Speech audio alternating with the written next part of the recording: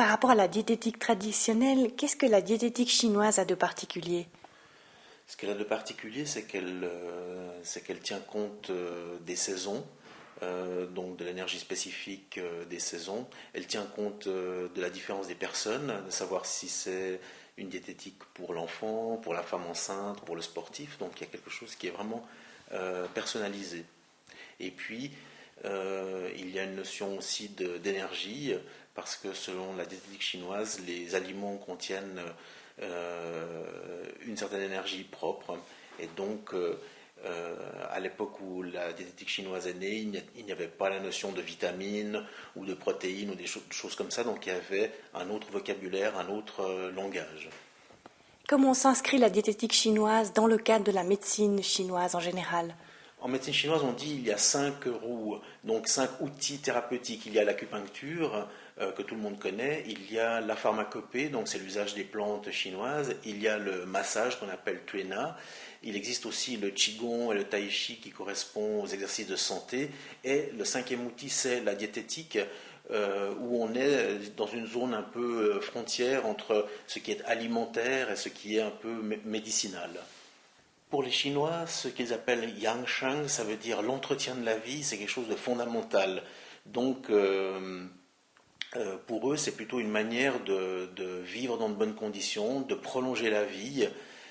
Ça n'est pas un régime au sens occidental où on doit se priver, mais au contraire, c'est un mode de vie, un mode d'alimentation où on privilégie la santé, le plaisir, évidemment la convivialité. Les principes de base, c'est d'abord de veiller à une alimentation régulière. Donc le corps a besoin d'être nourri, supplémenté, donc il faut se nourrir régulièrement. Ensuite, il faut offrir un certain choix alimentaire, pas avoir des choix trop restrictifs. Choix dans la nature des aliments, des végétaux, de la viande, du choix dans les textures, d'avoir des choses qui soient plutôt tendres, plutôt dures, que ce soit varié dans les couleurs, parce que si on varie le choix alimentaire, ça veut dire qu'à l'intérieur, ce que les aliments vont nous apporter va aussi être très varié. Et il faut tenir compte de la saison, comme par exemple maintenant en été, où il fait assez chaud, il faut prendre des aliments plutôt un peu rafraîchissants, qui fournissent des liquides et qui supplémentent les liquides qui partent par exemple par la transpiration. Comment vous êtes intéressé à la diététique chinoise? C'est une longue histoire. J'étais enfant et en vacances, justement, en ayant vu mon premier film de Kung Fu, j'ai été vraiment saisi par tout cet univers.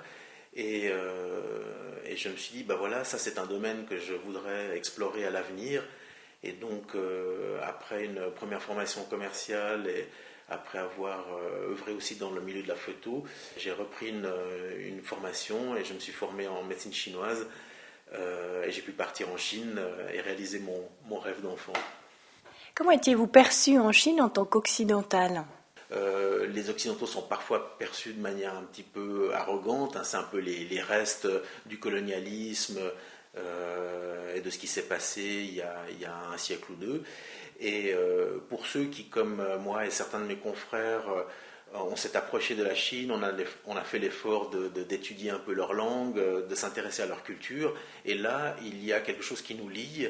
Et donc, ils sont beaucoup plus ouverts. On a beaucoup plus de chances d'avoir des contacts et d'avoir des relations vraies parce que nous aussi, on a fait un peu le pas.